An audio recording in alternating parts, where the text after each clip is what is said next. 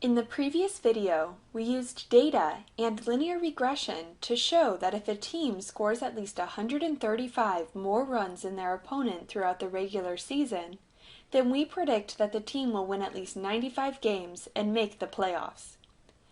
This means that we need to know how many runs a team will score, which we'll show can be predicted with batting statistics, and how many runs a team will allow, which we'll show can be predicted using fielding and pitching statistics. Let's start by creating a linear regression model to predict runs scored. The Oakland A's were interested in answering the question, how does a team score more runs?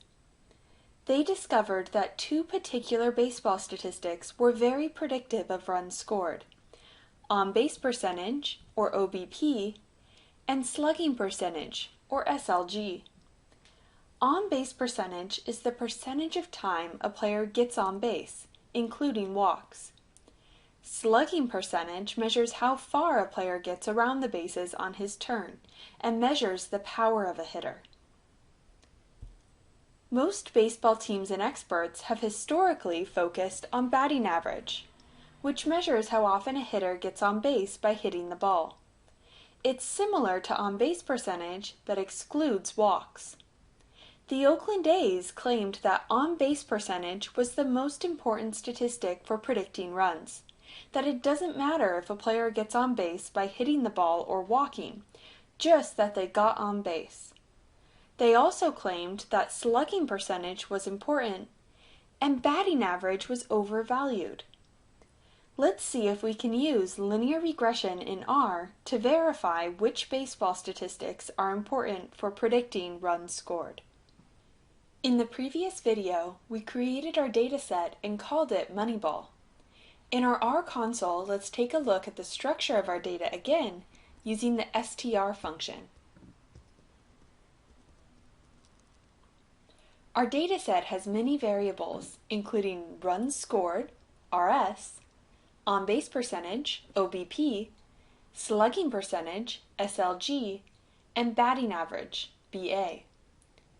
We want to see if we can use linear regression to predict runs scored, RS, using these three hitting statistics: on-base percentage, slugging percentage, and batting average. So let's build a linear regression equation. We'll call it runs, REG, and we'll use the LM function to predict runs scored, RS, using OBP, SLG, and BA. We'll use the dataset Moneyball. If we take a look at the summary of our regression equation, we can see that all of our independent variables are significant and our R squared is 0.93. But if we look at our coefficients, we can see that the coefficient for batting average is negative. This implies that all else being equal, a team with a lower batting average will score more runs, which is a little counterintuitive. What's going on here is a case of multicollinearity. These three hitting statistics are highly correlated, so it's hard to interpret the coefficients of our model. Let's try removing batting average, the variable with the least significance, to see what happens to our model. So let's hit the up arrow twice, and then delete BA from our model, and hit enter, and then hit the up arrow twice again to look at the new model. We can see that our independent variables are still very significant, the coefficients are both positive as we expect, and our R squared is still about 0.93. So this model is simpler with only two independent variables and has about the same R squared. Overall, a better model. You can experiment and see that if we'd removed on-base percentage or slugging percentage instead of batting average, our R squared would have decreased. If we look at the coefficients of our model, we can see that on-base percentage has a larger coefficient than slugging percentage. Since these variables are on about the same scale, this tells us that on-base percentage is probably worth more than slugging percentage. So by using linear regression, we're able to verify the claims made in Moneyball that batting average is overvalued, on-base percentage is the most important, and slugging percentage is important for predicting runs scored. We can create a very similar model to predict runs allowed, or opponent runs. This model uses pitching statistics, opponent's on-base percentage, or OOBP, and opponent's slugging percentage, or OSLG.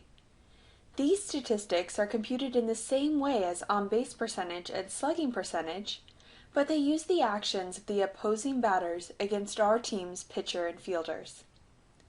Using our dataset in R, we can build a linear regression model to predict runs allowed using opponent's on-base percentage and opponent's slugging percentage. This is again a very strong model with an R-squared value of 0.91, and both variables are significant. The key message here is that simple models using only a couple independent variables can be constructed to answer some of the most important questions in baseball. In the next video, we'll show how we can apply these models to predict whether or not a team will make the playoffs.